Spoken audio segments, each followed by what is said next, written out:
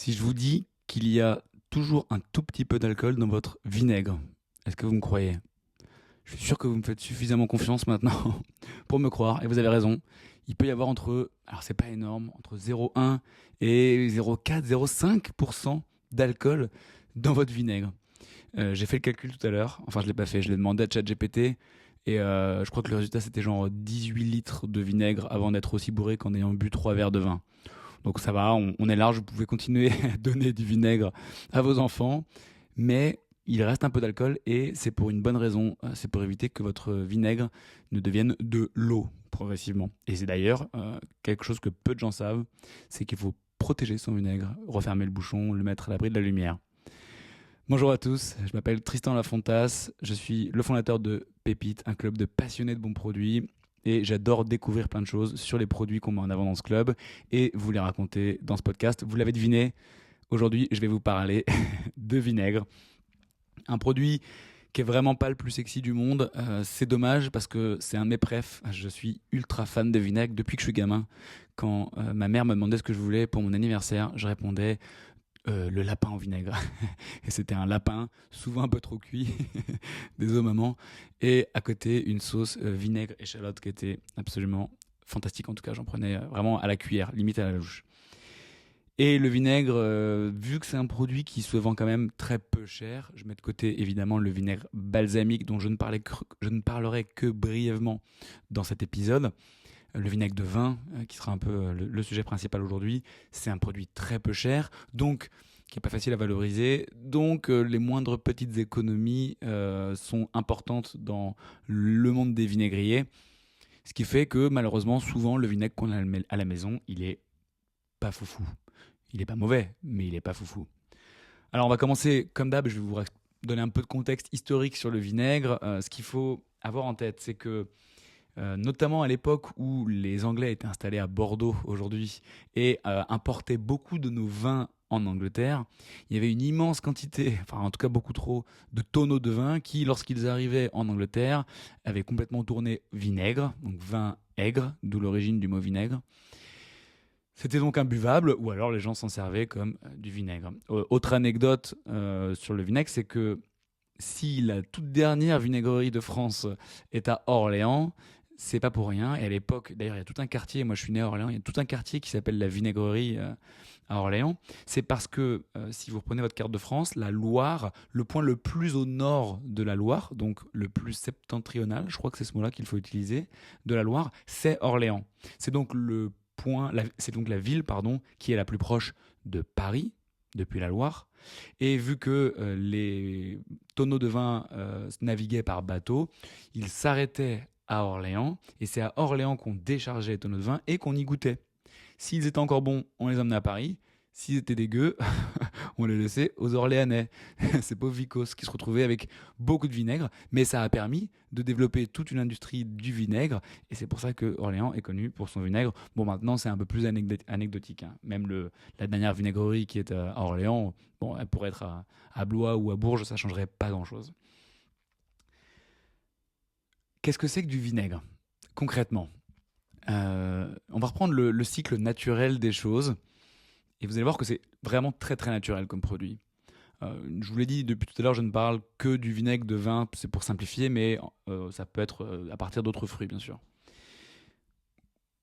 Quand on prend un raisin, il est chargé en sucre. On va prendre même son jus de raisin. Ce jus de raisin, si on le laisse comme ça, par terre, exposé à l'air et à son environnement, notamment à des levures et des bactéries, progressivement, ce jus de raisin pourrait devenir du vin. Pourquoi? Parce que des levures pourraient commencer à se nourrir du sucre qui est dans le jus de raisin et faire une fermentation alcoolique qui donnerait de l'alcool. Donc progressivement le taux de sucre baisse, le taux d'alcool augmente jusqu'à 7, 8, 9 et aujourd'hui maintenant qu'on maîtrise bien nos fermentations alcooliques 12, 13, 14, 15, pourquoi pas, c'est 15 le maximum pour du vin. Euh, Ça peut se faire spontanément.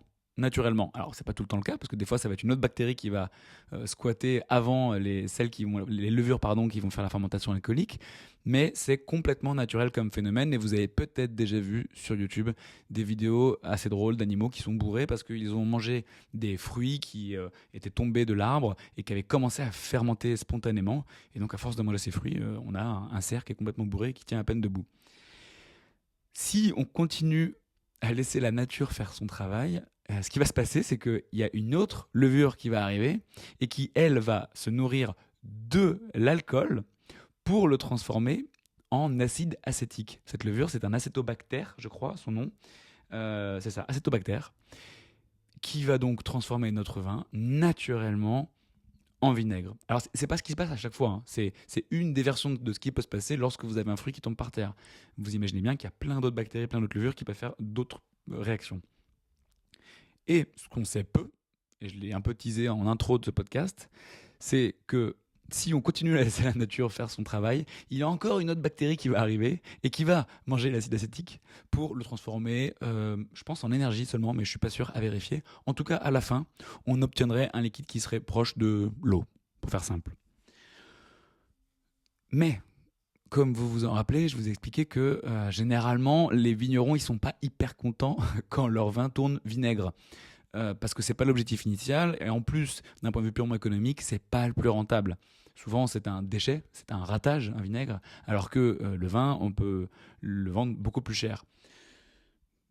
Il y a eu une révolution dans le monde du vin avec la révolution industrielle, et notamment post-Seconde Guerre mondiale, où l'industrie de la pétrochimie et de la chimie s'est énormément développée, et notamment il y a eu pendant cette période-là l'apparition des sulfites, l'utilisation beaucoup plus importante de sulfites. Les sulfites, c'est un mot, il y a 15 ans, personne n'en entendait parler. Aujourd'hui, on en entend tous parler, notamment dans le sujet du vin nature ou vin naturel. Donc, c'est un sujet qui est assez sensible. Il y a des gens qui sont très réactifs quand je parle de vin naturel ou de vin conventionnel, dans un sens comme dans l'autre, à mon grand regret, alors qu'il y a des très bons vins nature et des très bons vins conventionnels, évidemment, et des très mauvais vins nature et des très mauvais vins conventionnels, évidemment, également. Dans ce monde-là, quand on veut stabiliser son vin et éviter qu'il devienne un vinaigre spontanément à cause de ces acétobactères, il y a une solution magique qui s'appelle donc les sulfites. Je vais passer rapidement sur cette molécule SO2 qui va permettre de protéger. Donc en fait, c'est vraiment sous forme de liquide qu'on peut le mettre dans le tonneau, ou on peut le mettre à la mise en bouteille, une petite pointe à la mise en bouteille.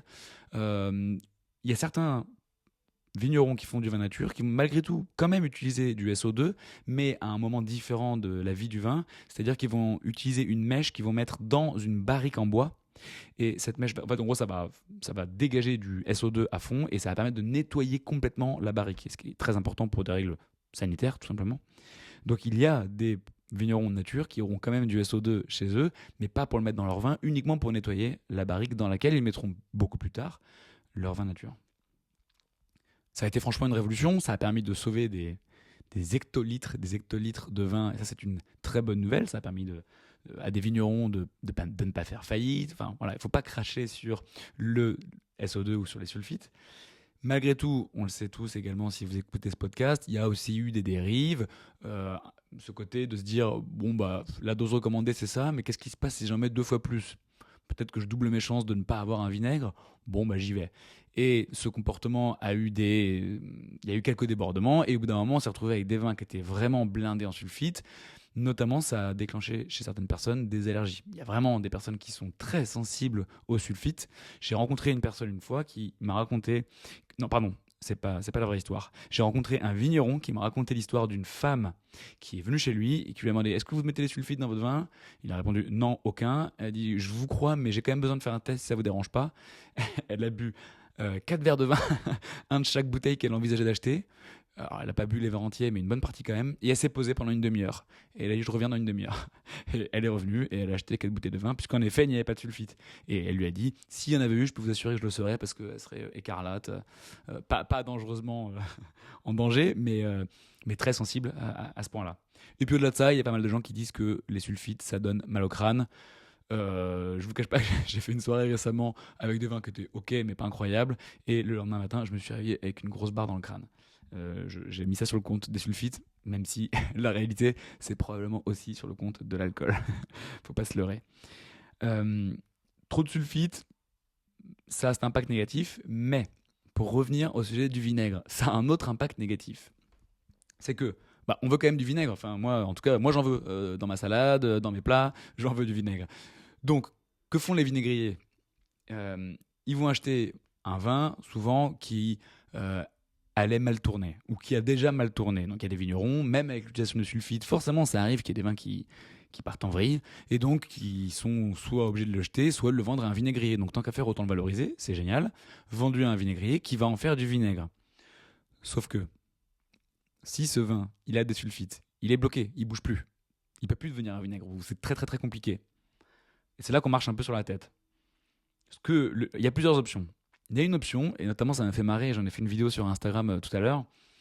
Il y a des gens, des particuliers qui, en l'occurrence c'était des Américains, ça m'a fait rire de dire ça, mais c'est des Américains qui font des vidéos qui disent comment faire son vinaigre à la maison. Ils prennent une bouteille de vin, ils n'abordent même pas le sujet des sulfites en fait, parce que c'est tellement une évidence qu'il y en a dedans que on n'en parle même pas. Et donc pour détruire ces sulfites, pour les tuer, ils vont mettre de l'eau oxygénée dans leur vin. C'est pas une blague. La même que celle que vous utilisez pour blanchir du papier ou pour enlever les taches. Ils mettent un peu d'eau oxygénée qui, quand même, est censée complètement s'évaporer après. Hein. Même si, franchement, ça fait pas rêver de mettre de l'oxygène dans un produit qu'on va ingérer plus tard. Ça va détruire tous les sulfites et ça va donc permettre à l'acétobactère, spontanément, si c'est une levure indigène ou, dans la plupart des cas, on va l'ajouter, on va acheter cette levure et l'ajouter nous-mêmes, ça va transformer le vin en vinaigre. Ce que font les gros industriels, alors il y a un petit trou là dans mon podcast et j'en suis navré, c'est que je ne sais pas quelle est la proportion d'industriels qui utilisent aussi de l'eau oxygénée ou pas. C'est peut-être zéro, c'est peut-être trop archaïque ou trop cher de le faire quand on a un industriel. Malgré tout, ce dont je suis certain, c'est que les industriels qui font des grandes quantités de vinaigre, ce qu'ils vont faire, c'est prendre un vin qui, dans la plupart des cas, a des sulfites, et le mettre dans une grande cuve en inox qu'on appelle un acétateur. Ils vont faire trois choses. Déjà, ajouter beaucoup de levure à l'intérieur qu'ils vont acheter, le fameux acétobactère. Deuxièmement, ils vont chauffer le vinaigre pour accélérer la réaction. Et troisièmement, ils vont l'oxygéner à fond. Comme on pourrait imaginer dans un aquarium, il y a des petites bulles là qui vont oxygéner. Tout ça, c'est pour accélérer le processus de transformation du vin en vinaigre. C'est parfaitement compréhensible qu'ils fassent ça, parce que déjà, rappelez-vous, c'est un produit qui se vend pas très cher quand même. Hein. Pensez le prix de votre litre de vinaigre de vin rouge, même en bas de chez vous, dans un supermarché, c'est 2,50 €, je suis même pas sûr. Donc forcément, les marges sont très faibles sur ces produits-là. Donc on peut pas se permettre de dire mon vinaigre, il va falloir 3 mois pour le faire. Non, il faut aller le plus vite possible. Donc on chauffe, on oxygène et on met des levures. Et puis quand on veut le faire à la maison, on met de l'eau oxygénée. Franchement, je vous recommande pas. Hein. Je l'ai vu sur internet, donc faites comme si je l'avais pas dit. Mais vous voyez bien dans ce que je vous décris là que, comme je l'ai déjà dit, on marche sur la tête. Puisque on va mettre dans le vin des sulfites pour l'empêcher de tourner en vinaigre. Et ensuite, au final, on veut en faire du vinaigre. Donc, on va rajouter un produit pour détruire le premier produit qu'on a mis pour pouvoir à nouveau refaire du vinaigre. Alors que, si on n'avait rien fait, on aurait eu du vinaigre. Ça n'a vraiment pas trop de sens. Enfin, si, pardon. Ça a beaucoup de sens. Quand je viens de vous raconter tout l'historique et pourquoi on en est arrivé là. Ça a beaucoup de sens. Et je comprends les gens qui font ça, vraiment. Et, si on prend un peu de recul, on peut se dire, est-ce qu'il n'y aurait pas quand même une méthode plus sympa, d'autant plus quand on est des ultra fans de produits comme vous et moi, pour, je sais pas, trouver un truc un peu plus, qui a un peu plus de bon sens. La réponse, vous l'avez maintenant, j'en suis certain. Mais bon, il fallait quand même prendre le temps de se rappeler tout ça pour la trouver spontanément, la réponse. La réponse, c'est de faire un vinaigre avec un vin non sulfité et, si on veut pousser le truc encore plus loin, avec un bon vin. Lorsqu'on fait ça, ça prend quand même des mois de faire un bon vinaigre avec un bon vin qui est non sulfité, mais ça donne un produit qui n'a absolument rien à voir. Et bon, déjà, qui colle plus à nos valeurs qu'on partage tous, soit dans le club Pépite, si vous en faites partie, ou juste dans l'esprit des gens qui sont comme vous, des fans de bons produits. Moins on rajoute de produits qui n'apportent rien au produit final, mieux on se porte, généralement. En tout cas, moi, c'est une règle que j'ai. J'ai eu la chance, c'est le moment où j'arrête de vous parler technique et historique et où je vous parle d'un ou d'une productrice que j'ai rencontrée qui coche toutes les cases de ce que moi je cherche dans un très bon produit. Pour rappel, j'ai rien à vous vendre. D'ailleurs, je ne sais même pas comment vous pouvez acheter de son vinaigre en dehors de faire partie du club. Cette personne s'appelle Nathalie. Nathalie, c'est elle qui a fondé Laguinelle, le vinaigre Laguinelle, il y a, je crois, bientôt 25 ans. Je l'ai rencontré il y a 4 ans environ, avec Mathilde, lorsque je faisais mon tour de France en van. On a vécu un moment lunaire. Je crois que c'est surtout Mathilde, encore plus que moi, qui a été très très très touchée par cette rencontre avec Nathalie. Extrêmement touchée. Elle m'en a beaucoup reparlé a posteriori, genre pendant très longtemps, y compris pendant sa maladie. C'est dire à quel point elle a été touchée. Elle est un peu mystique, Nathalie. Elle nous a beaucoup raconté ses voyages en Inde et ses expériences là-bas enfin, je ne veux pas rentrer dans les détails, mais bon, des expériences où on se libère un peu des aspects matériels auxquels on est très attaché en Occident. Nathalie, elle habite dans une maison de mémoire. Alors Mathilde aurait été meilleure que moi pour le raconter, malheureusement. Mais de mémoire, elle avait racheté cette maison à une personne qui était, je pense, à la rue. Enfin, bah non, pas à la rue, ça n'a aucun sens cette histoire. Bref, qui était dans une situation compliquée en tout cas. Je sais plus exactement, mais elle est dans une maison complètement isolée, mais qui est dans un espèce de couloir venteux, pas très loin de Banyuls, qui se prête parfaitement à la réalisation de vinaigre qu'elle ne réalise qu'avec des bons vins non sulfités. Ça donne des produits de dingue, comme je vous l'ai dit. J'ai envie de partager une anecdote avec vous, que je trouve assez sympa et qui permet de conforter ces belles rencontres qu'on fait. Donc Nathalie raconte ça, mais elle pourrait nous raconter ce qu'elle veut. Moi, je vois des barriques. Ok, le vinaigre il est très bon. Je choisis de lui faire confiance. Et on est toujours content d'avoir une confirmation a posteriori. En l'occurrence, au-delà du fait qu'elle est recommandée depuis toujours par Yves Candebord, mais quand je dis depuis toujours, c'est que Yves Candebord met des bouteilles de vinaigre Laguinelle sur sa table partout. Il en met dès qu'il fait une vidéo de recette. Enfin, il est trop fan d'elle. Et c'est d'ailleurs grâce à Yves Candebord que ce vinaigre existe toujours, puisque Nathalie a décidé d'arrêter de faire du vinaigre il y a plusieurs années, peut-être 10-15 ans. Et quand elle a pris cette décision, elle a appelé Yves pour lui annoncer. Et Yves lui a remonté les bretelles pour être poli. Mais il l'a bien démonté, vraiment. Elle m'a dit qu'il avait été très très très dur, mais avec énormément de bienveillance. Et elle me l'a assuré. C'est pas le syndrome de Stockholm, il a été gentil, mais c'était pour me sauver. Vraiment, elle m'a dit que c'était extrêmement bienveillant, mais il a été assez fort dans ses mots en disant: mais tu peux pas abandonner maintenant comme ça, tu crois que la vie c'est facile, c'est compliqué, ça prend du temps, moi je suis là pour toi, etc. etc. Grâce à Yves, Nathalie a continué et l'histoire de son vinaigre continue et a même fait des petits, dont je vous parlerai tout à l'heure. Euh, mais pour ne pas perdre le fil de mon anecdote, quand je suis parti après, donc quand on a continué notre tour de France avec Mathilde, on est allé chez un vigneron nature qui s'appelle La Sorga. On a passé beaucoup de temps avec lui, c'était un très bon moment. Et à un moment, on lui parle de la Guinelle. Et il nous dit: ah ouais, Nathalie. Non, mais attends, Nathalie, n'importe quoi. Je l'appelle. J'ai un vin qui est en train de commencer à partir en vrille. Je suis même pas sûr, mais je sens qu'il est en train de partir. Je l'appelle pour lui demander si elle veut me le racheter. Et elle a refusé, même qu'il lui donne, parce qu'elle lui a dit: bah non, moi je veux que du bon vin pour faire un bon vinaigre. C'est vous dire à quel point, à l'époque en tout cas, elle allait très loin dans la démarche. J'aime beaucoup cette anecdote. Il s'avère pour l'histoire que Nathalie ne travaille plus pour la Guinée. Elle a passé la main, passé la relève à une autre personne dont j'ai oublié le nom, parce que je ne l'ai pas encore rencontré. C'est Stéphane qui l'a eu au téléphone très récemment. Mais Nathalie, enfin, elle habite juste à côté. Elles ont bossé ensemble pendant 15 ans, donc le niveau de qualité a continué. Et puis, le hasard complet, grâce à Sophie, une membre du club Pépite qui vit entre Bordeaux et la Belgique, j'ai rencontré Daphné, qui est la fondatrice de la vinaigrerie Saint-Odile. J'en ai une bouteille devant moi. Je vais vous en parler parce que je trouve ça génial ce qu'elle fait. Et je vais pouvoir vous donner un exemple hyper concret de l'impact de faire un très bon vinaigre. Parce que peut-être qu'à ce stade, vous vous dites: ouais, enfin bon, un vinaigre, c'est un vinaigre, quoi. C'est acide, des points barres. Je vous comprends, mais je vous assure qu'il y a un truc. Daphné, elle a une histoire de vie forte que on vous racontera peut-être si un jour on la met en avant dans le club. Elle me l'a raconté à moi, mais je ne sais pas si elle veut le partager à tout le monde. Mais en gros, santé compliquée, gros changement de carrière, et elle se dit, elle lit le bouquin du Noma sur la fermentation, et elle se dit: putain, mais il n'y a rien qui se fait sur le vinaigre, c'est pas normal. Elle s'est lancée là-dedans. Elle a rencontré Nathalie, elle a fait un stage chez elle, elle lui a expliqué son projet de faire une vinaigrerie en Belgique.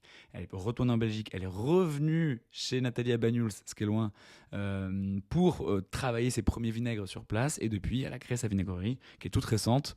Je suis assez content parce que grâce à Sophie, qui est membre du club, j'ai découvert la vinaigrerie Saint-Odile juste avant le héros gastronomique français, j'ai nommé Monsieur Gaudry, qui est fantastique, qui déniche des pépites comme on le fait dans le club très régulièrement.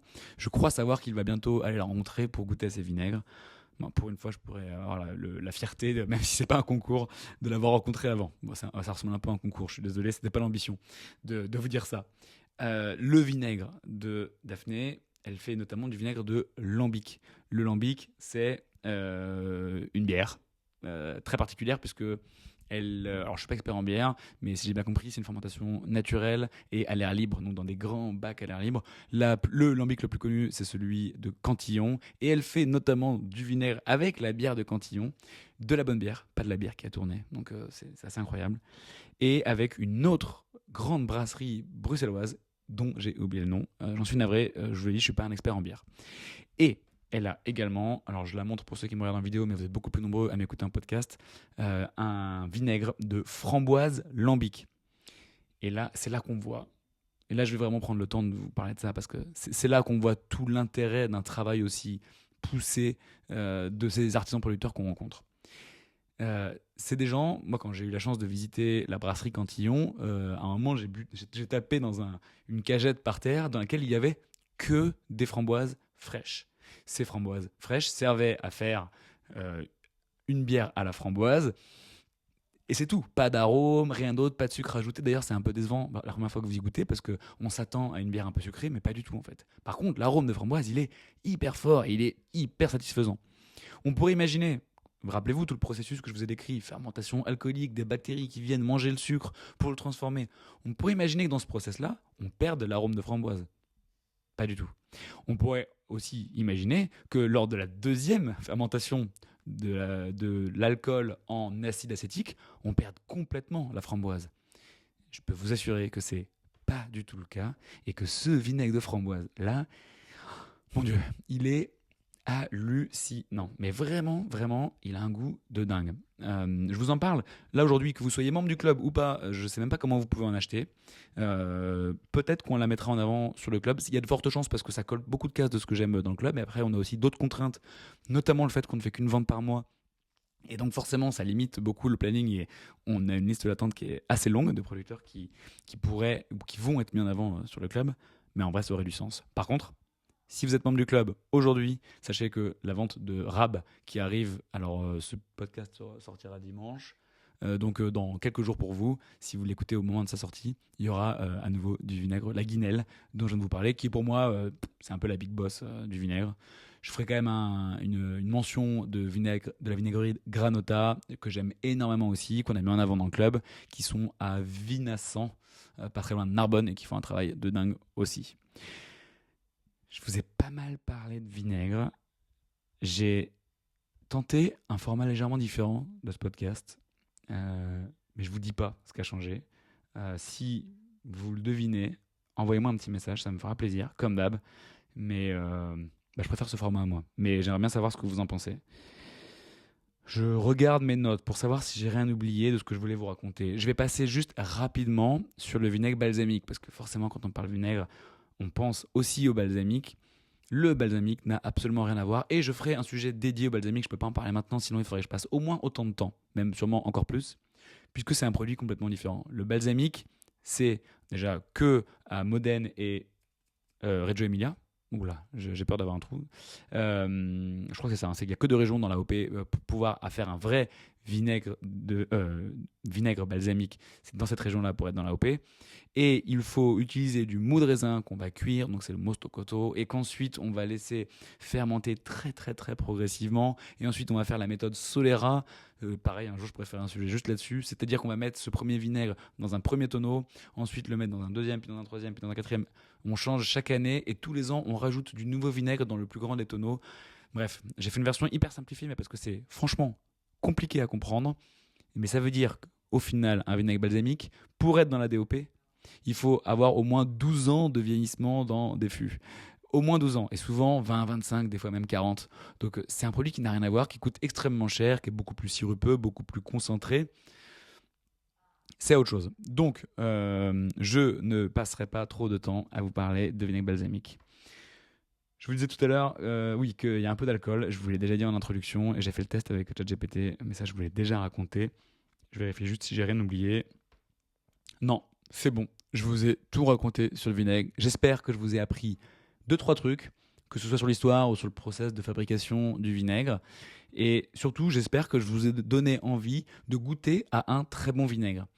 Euh, Rappelez-vous, La Guinelle, si jamais vous pouvez le trouver en ligne, c'est super ce qu'elle fait. Sinon, Vinaigrerie Saint-Odile, Daphné qui est en Belgique dont je vous ai parlé, ou encore Granota, Granohata, quelque chose comme ça. Bon, vous trouverez. Vous tapez vinaigre et un mot qui ressemble à ce que j'ai dit, et je suis sûr que vous trouverez sur Google. Tous ces gens-là font des très très bons produits. Ça reste assez abordable parce que malgré tout, c'est du vinaigre.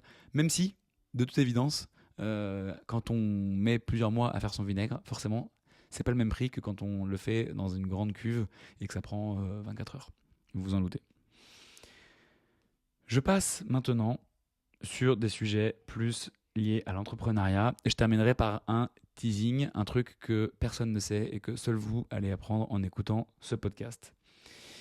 Le sujet entrepreneuriat, je vais parler de la face cachée de l'entrepreneuriat. Il y en a plein des faces cachées. Mais clairement, la face qui n'est pas cachée, qui est la plus visible, c'est celle-là, celle que vous voyez si vous me regardez en vidéo ou juste la voix que vous entendez. Vous entendez probablement mon sourire quand je vous parle de vinaigre parce que je suis passionné par ce que je fais et que je suis tellement heureux de découvrir tout ça, de le condenser dans ma tête et d'essayer de le retranscrire en seulement 30-45 minutes. C'est un vrai plaisir que je prends. C'est pas pour rien que j'ai été beaucoup coach et professeur dans des écoles de commerce parce que j'adore faire ça. Donc j'y prends beaucoup de plaisir. Et puis si vous me suivez sur Instagram, bah, c'est le principe d'Instagram. Vous voyez que ce que j'ai envie que vous voyez. Et moi j'ai envie que vous voyez les beaux moments, les moments où je suis chez les producteurs, où on s'éclate, où on découvre des choses. Je vous partage mon super repas que j'ai passé à table, le restaurant Bruno Verjus. Je vous partage les photos de mon anniversaire où on est tous heureux, on trinque, mais je vous montre pas la gueule de bois le lendemain, par exemple. Et évidemment, l'entrepreneuriat, c'est génial. Pour rien au monde, je changerai. J'ai publié une vidéo récemment sur notre compte Insta qui s'appelle Meilleur job du monde.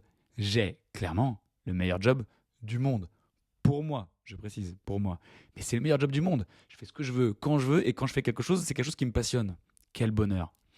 Mais il y a deux faces cachées dont je veux vous parler. Je n'avais prévu qu'une seule, mais il y en a deux en fait.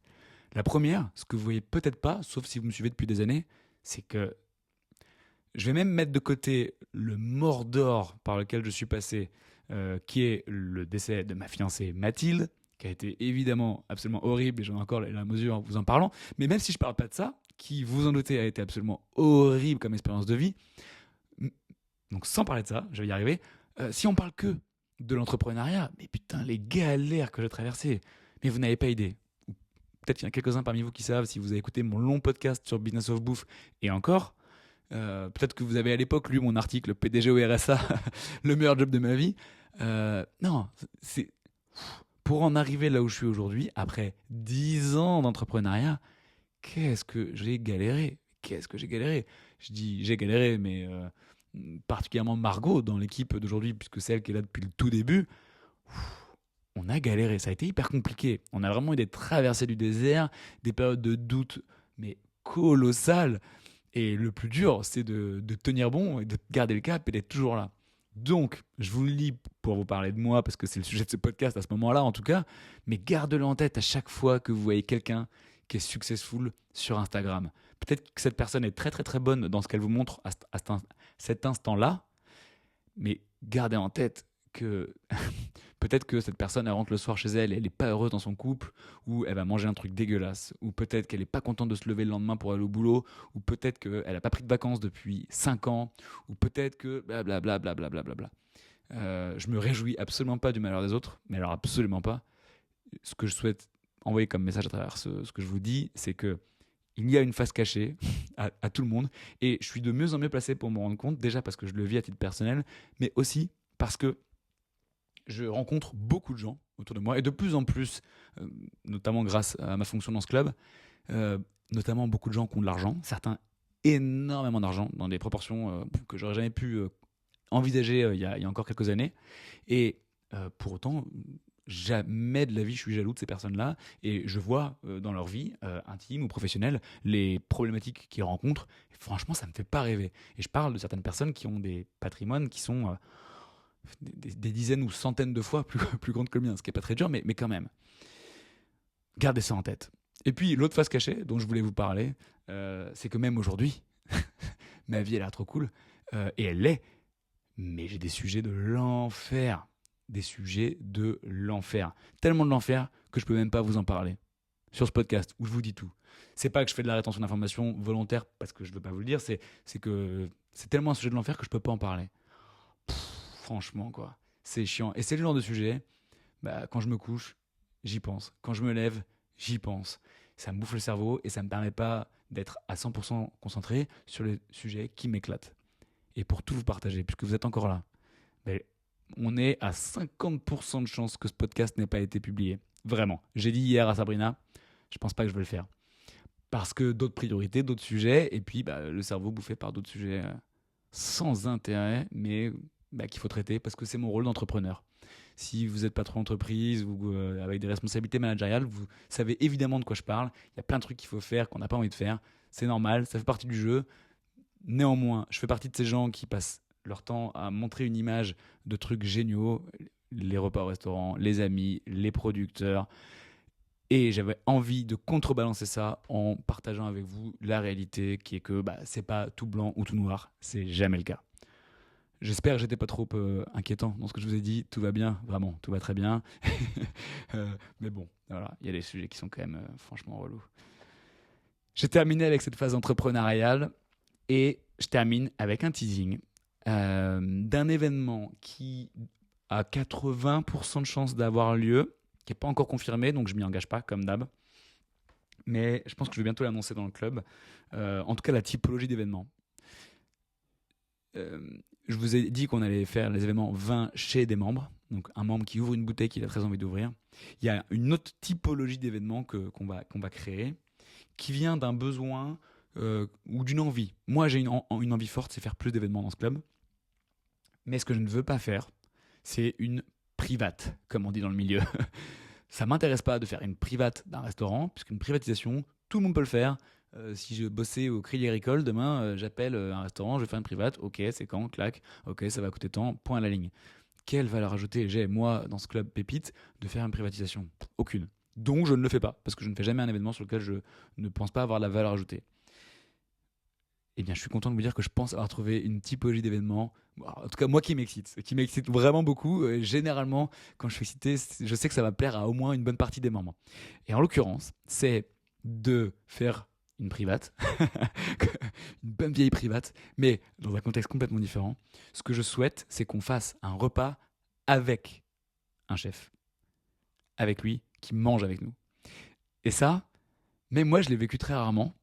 C'est des moments fantastiques qui sont, alors, étonnamment, assez stressants pour le chef, parce qu'il y a plein de chefs qui ne mangent jamais leur cuisine. Et d'ailleurs, Stéphane Méjanès, on en parlait l'autre jour, me disait, j'essaie d'insister auprès des chefs pour qu'ils le fassent plus souvent, parce que c'est difficile, mais c'est hyper intéressant de se poser à table et de manger ce que l'équipe a sorti. Évidemment, parce que la plupart des chefs dont je parle sont complètement en mesure d'avoir une équipe qui travaillent sans que eux soient présents.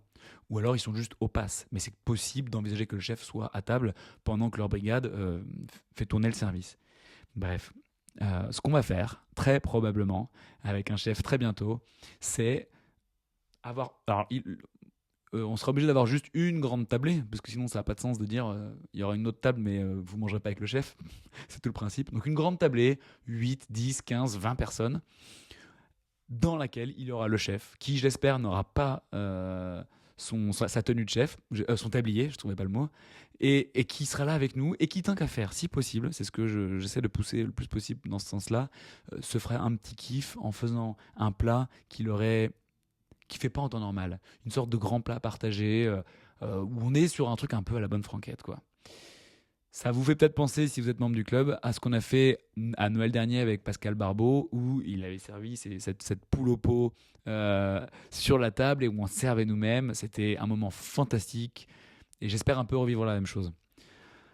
Voilà pour ce teasing, j'espère que vous êtes aussi excité de moi à l'idée de faire ce premier événement. Et j'ai pas encore de date à vous communiquer parce qu'on ne l'a pas encore trouvé, mais je suis assez confiant sur le fait que tôt ou tard, on fera un événement comme ça.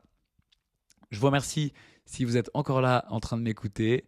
Je vous souhaite une excellente journée, probablement un très bon dimanche si vous écoutez mon podcast pile au moment où il sort. C'est le dimanche à 10h.